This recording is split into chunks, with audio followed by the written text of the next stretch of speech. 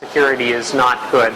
Many servers are used for phishing or other sorts of attacks. They become compromised and they become a jumping off point for infection. If we look at storage security, we'll see that actually most identities are lost through the loss of storage. Somebody has a database, a customer database on their storage device, a USB drive or a laptop.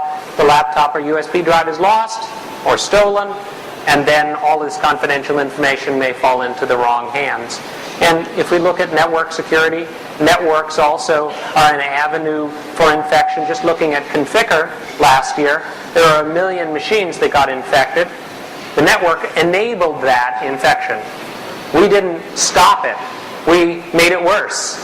So in some ways, although we try to improve information security, it's getting worse, not better. And why is that the case?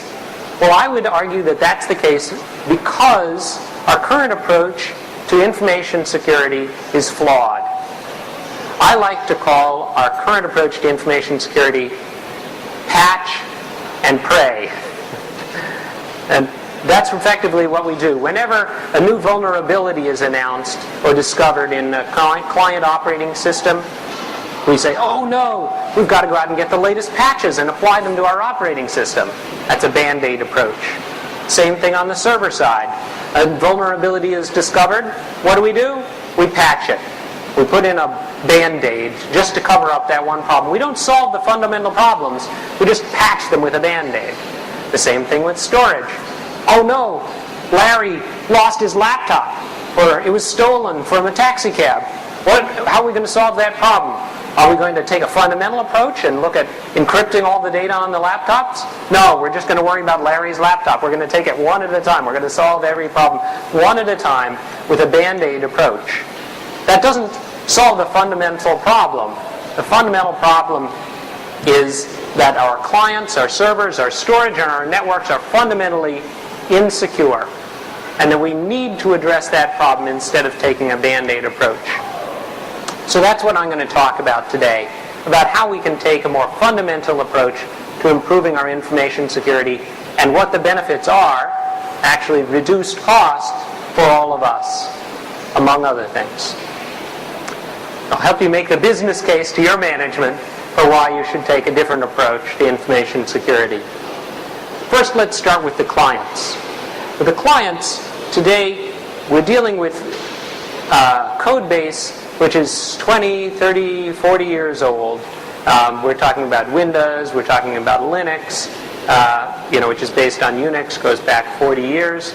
And the hardware approach really hasn't changed in almost as long. You look at the PC and the BIOS. And so these systems were designed in a different era, an era that predated the introduction of viruses and worms, and it was a more innocent time, shall we say. The same could be said of the internet when it was created. Well, it's a different world today that we live in, and it's a world where we need to have security built in to our clients. How do we go about doing that? Well, there's something called a trusted platform module. How many people have heard of this before? Okay, a few have. I'll explain it to you. It's basically a hardware component on the motherboard of your laptop or your desktop computer, and it provides security functions, and I'll tell you more about that. The good news is that probably all of you already have a TPM on your laptop, and you just don't know it, because all commercial-grade laptops today from all of the vendors, everybody from Dell and Sony and Fujitsu and Toshiba and Lenovo, and just go down the list, includes a TPM in their commercial-grade laptops today. And the other component that you may want to consider for a client, since more and more clients are mobile devices, like cell phones, is a mobile trusted module. It's just a different version of the same kind of thing, designed for the cell phone environment, low power managed systems. It's a little different than a general purpose laptop. So what does this TPM provide? It provides the sorts of things that you would expect out of a security module. authentication, encryption, and something that I'll explain in a second called attestation.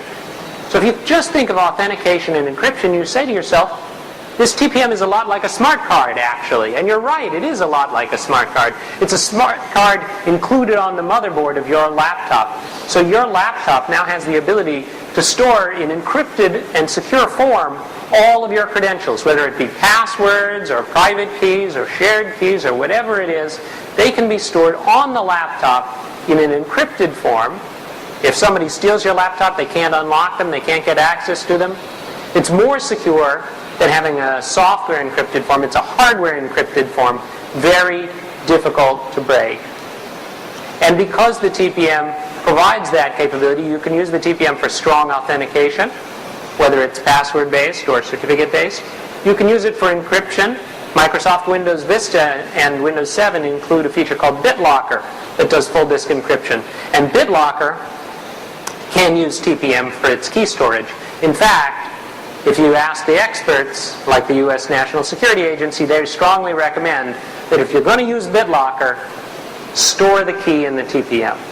There's just no other good way to do it. You don't want to store the key on your hard drive. That's like leaving the keys in the ignition of your brand new car.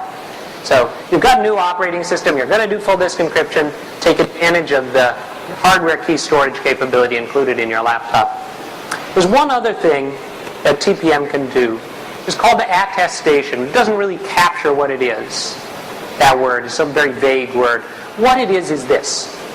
The TPM has the ability to monitor what's running on your machine and to detect and report back to a central server, if you enable this feature, what's running on that machine. Now that raises privacy concerns.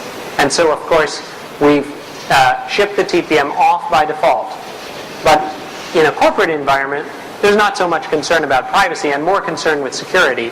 It's very valuable to allow our management, our IT management, to be able to monitor what's installed on a machine. And this attestation feature lets the TPM hardware monitor what's installed on your machine.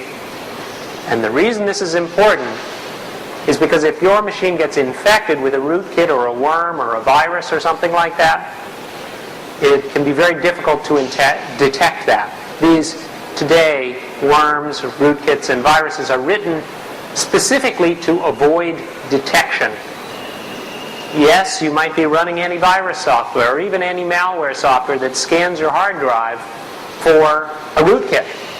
But the rootkit is written so that it changes the operating system behavior, so that the antivirus, anti-malware software won't even see the rootkit. It just skips right on by it. It doesn't show up in the file listing. So, for this reason, hardware detection is a stronger form of detection for any form of malware. And by building in a security component into the client, you're going to be able to take advantage of that hardware component. If you're not already requiring TPMs in the laptops that you purchase, that's something that I strongly recommend you do. The U.S. Department of Defense requires them in all laptops and desktops that they acquire.